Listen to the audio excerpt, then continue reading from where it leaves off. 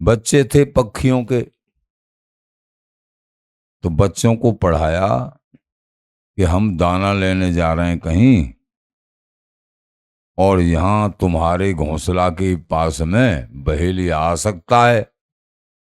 और पता है वो क्या करेगा बहेलिया? पहले दाना डालेगा, जाल बिछाएगा, पर तुम सावधान रहना, फंस मत जाना। बच्चों को समझा के पक्षी और दूसरी जगह दाना लेने के लिए चले गए। आओ, बहेलिया आया, जाल बिछाया और दाना डाला कि ये पक्षी बच्चे हैं, ये उड़ के आ जाएंगे, यहाँ खा लेंगे, फंस जाएंगे इसमें जाल में।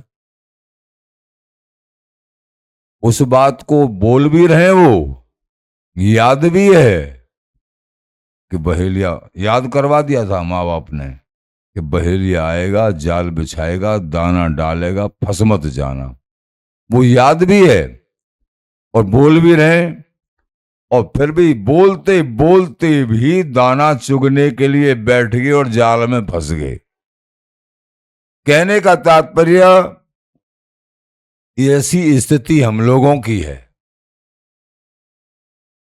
कहत सुनत और पढ़त हूं, कह रहे हैं, सुन रहे हैं, समझा रहे हैं, समझ रहे हैं, फिर भी माया ऐसा आवरण फेंकती है।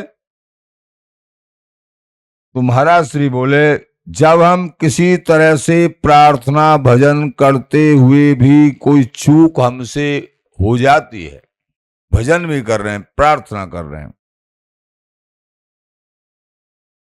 तो भी विषयों में अति महत्व बुद्धि न होने के कारण, ये मर्म की बात है। मान लीजिए किसी तरीके से चूक पड़ गई, लेकिन हमारी यथार्थ में महत्व बुद्धि विषयों में नहीं है, हमने विषयों को त्याग दिया है, लेकिन फिर भी चूक पड़ गई किसी कारण से।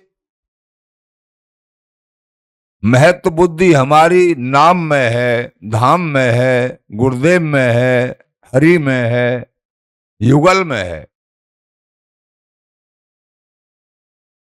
बोले विषयों में है, अल्प है, लेकिन अल्प के कारण पूर्व अभ्यास अनेक जन्मों का फिसलन हो गई। लेकिन फिर सावधान, तो बोले उनकी कृपा से हमारी विजय होगी। कृपा से, क्योंकि विषयों में महत्व बुद्धि नहीं होती है। संसारी आदमी लीन होकर विषयों को स्वीकार करता है, और परमार्थी आदमी अगर फिसल भी जाए वो लीन नहीं होता है। महत्व बुद्धि प्रभु के चरणों में होती है, गिर गया। श्री जनक जी महाराज बड़े बड़े महापुरुष गृहस्थ में ही थे, लेकिन उनको विदेह कहा गया है। क्यों? उनकी महत्व बुद्धि श्री हरि के चरणों में थी,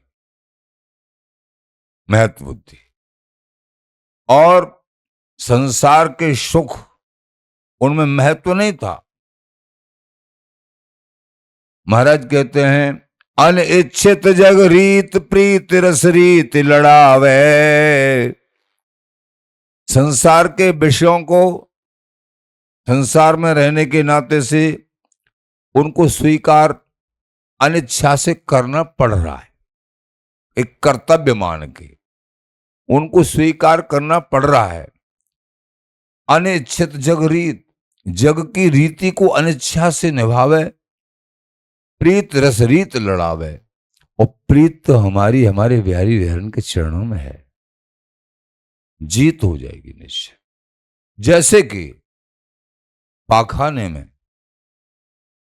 बैठते हैं, पाखाने में कोई बैठने की जगह का, दुर्गंध ही दुर्गंध, लेकिन एक शरीर की परवस्था होती है, परवस्था होती है। बैठे फिर उसमें जाने के कोई मतलब ही नहीं है।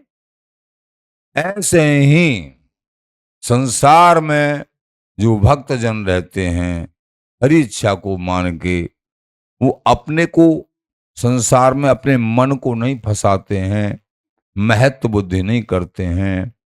उनका महत्व केवल और केवल बिहारी बहन के चरणों में होता है। तो उनकी जीत होती है संसार में रहते हुए भी, तभी उनको हरि प्राप्ति हो जाती है, क्योंकि उनके संसार में महत्व बुद्धि नहीं होती है। बात ही है अपने स्वरूप का ज्ञान, इष्ट के स्वरूप का, धाम का स्वरूप, ये सब ज्ञान गुरु कृपा से जब हो जाता है तो वो निर्विघ्न उपासना साधना, क्योंकि अपने स्वरूप, अपने इष्ट के स्वरूप हमारे युगल कहाँ रहते हैं, क्या खाते हैं, क्या करते हैं, ये सब जानकारी, तभी तो हमारा चिंतन होगा। और हमारा हमारे इष्ट से क्या संबंध है? हमारे इष्ट जहां रहते हैं उस धाम का क्या नाम है? ये सत्संग से यहां समझो सो समझिए, यहां हम जो समझेंगे वो हृदय में धारण होगा, उस रीति को धारण करेंगे। वहां शरीर छूटने के बाद में कुछ समझना नहीं होता है, फिर तो परीक्षा फल मिलता है। अभी समझना है हमको, हमने समझ लिया हमारे बिहारी बिहारन का ये स्वरूप है, अनन्य भाव से भजन करना है, बराबर यही सार है, यही महत्व रखना है। तो हमारे युगल, हमारे स्वामी जी बिहारी बिहारन, और हमको सहचरी भाव प्राप्त होगा, सब कुछ प्राप्त हो जाएगा। यहां समझो सो समझिए, वहां समझन कछु नाय, और जा समझन में हरि भजें ता हरि मां समाए। हरि के बहुत स्वरूप हैं, हम जिस स्वरूप जिस परंपरा के अनुसार उनको भजेंगे वही प्राप्त